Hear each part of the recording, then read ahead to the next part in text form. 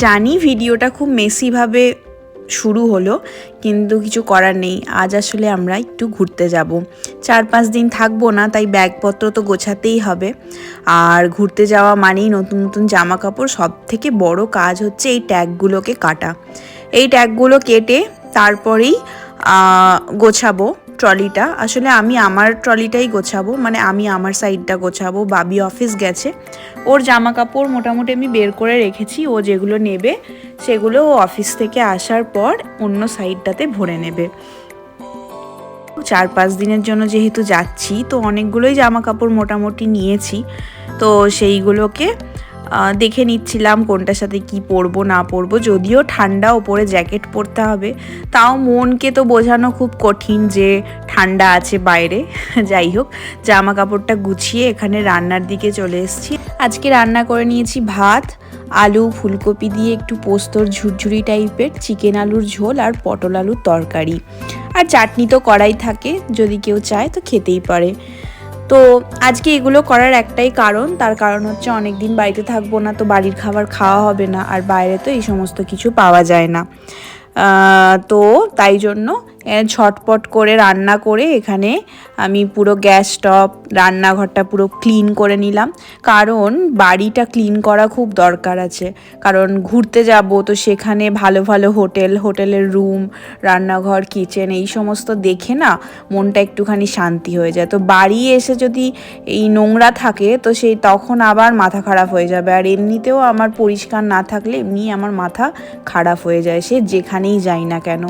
তো ওই জন্য রান্নাঘর ক্লিন করে নিয়েছি, রান্নাও হয়ে গেছে। এবার গাছগুলোতে তো অনেক দিন থাকবো না, ওই জন্য সমস্ত বের করে যেগুলো ইনডোর প্ল্যান্ট আছে ওগুলোতে ভালো করে জল দিয়ে জলটাকে শুকিয়ে তারপরে ঘরে ঢুকিয়ে রেখে যাব। কাজ করতে করতে খিদে পেয়ে গেছিলো, তাই মাঝখানে একটুখানি ফ্রুটস খেয়ে নিয়েছি। বাড়ি ক্লিন করতে না অনেকটা সময়ও লাগে আর পরিশ্রমও হয়। তো বাবি চলে এসছে এখানে অফিস থেকে, দিয়ে ও নিজের ব্যাগটা গুছিয়ে নিচ্ছিল। আমি ততক্ষণে ডিনারটা রেডি করে নিলাম। 8টা মতন বাজছে, তো সঙ্গে সঙ্গে খেয়েই বেরোলে পারে একটু তাড়াহুড়ো হয়, শরীরটাও কেমন লাগে, ওই জন্য আগে থেকে ডিনার করে এখানে আমি রেডি হয়ে নিয়েছি। রেডি হয়ে চলুন এবার বেরোনোর পালা। বাড়িঘর একদম পুরো পরিষ্কার ক্লিন করাই আছে, যাতে মন শান্তি থাকে। বাড়ি এসেই দেখবো একটা ভালো জায়গা। যদিও হোটেলের রুম যতই ভালো হোক না কেন, হোটেল যতই ভালো হোক না কেন, নিজের বাড়ি হয়। বাড়ি আসার পরে যে শান্তি, ওটা কোথাও পাওয়া যায় না। চলুন এবার বেরোনোর পালা। এখানে ব্যাগপত্র পুরো গোছানো হয়ে গেছে। জুতো, জামা, জ্যাকেট সমস্ত লাইট অফ করেছি কিনা, তারপর গ্যাস এই সমস্ত অফ করেছি কিনা দেখে তারপর আমরা দুজনে এখন বেরোচ্ছি। আজকে আর সিঁড়ি দিয়ে হেঁটে যাব না, যেহেতু ট্রলিটা আছে তাই জন্য লিফটটাকেই ডেকেছি, আসুক তারপরে লিফটে চেপে নিচে যাব। যদিও ট্রলিটা এমন কিছু ভারী নয়, একতলায় নামাই যেত, কিন্তু ইচ্ছে করেই যাইনি। 9:30 বাজছে এখন, তাতেই রাস্তাঘাট পুরো একদম ফাঁকা হয়ে গেছে বাড়ির সামনেটা। এখন আমরা বাসে করে পাসিং যাব, পাসিং থেকে মেন যে স্টেশন হববানক ওখানে যাব।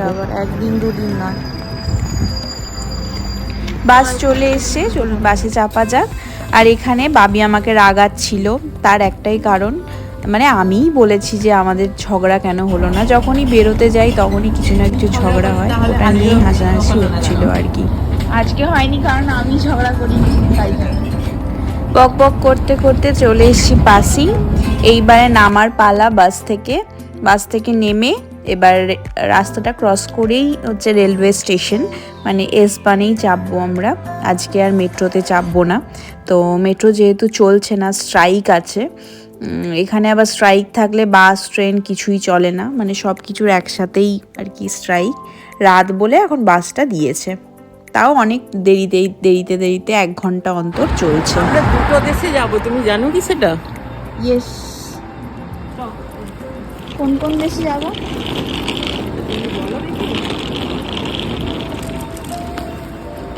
একটা তো বেলজিয়াম, আর একটা কি? লক্সেমবার্গ। শুনতেই পেলে দুটো দেশে যাচ্ছি, প্রায় 4-5 দিন ধরে ঘুরবো। অবশ্যই আপনাদের সাথেও শেয়ার করব কোথায় কোথায় যাচ্ছি, কীরকম ঘুরছি, কোন কোন ট্রেনে চাপছি, বাসে চাপছি। আর আজকে সব থেকে বড় ব্যাপার হচ্ছে, বলছি দাঁড়ান, এই দেখুন, এটা হচ্ছে পাসিং থেকে হব্বানব যাওয়ার ট্রেনটা। এখানে সব ট্রেনেই এরকম সাইকেল বা বাচ্চাদের যে স্ট্রলারগুলো রাখার আলাদা আলাদা করে জায়গা থাকে, এখানে সাইকেল রাখার জায়গা করা আছে আলাদা করে। আর দেখতেই পাচ্ছেন সাইকেলটা কীরকম করে বাঁধা আছে, এখানে পাশে দুটো এরকম বেল্ট টাইপের করা থাকে, ওই বেল্টটা এখানে লাগিয়ে দিলেই হয়ে যায়।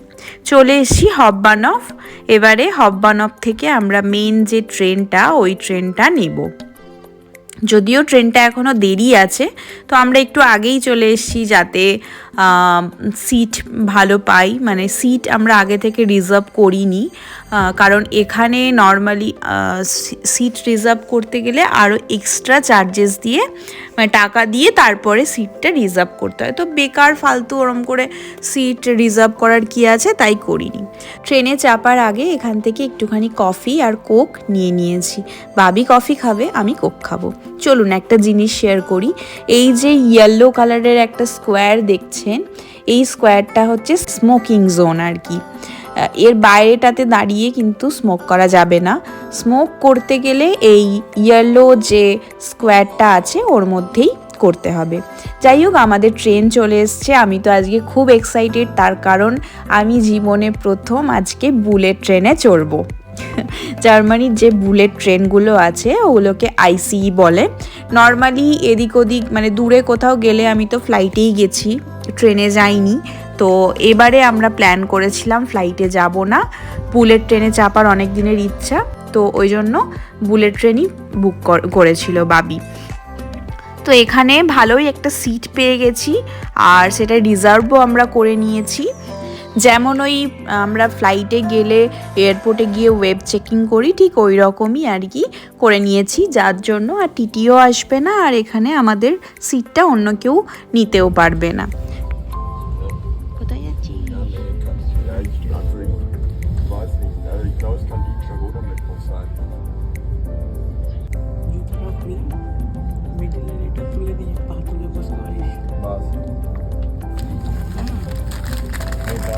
লেজের সাথে এটা বের করো, কোল্ড ড্রিঙ্কসটা।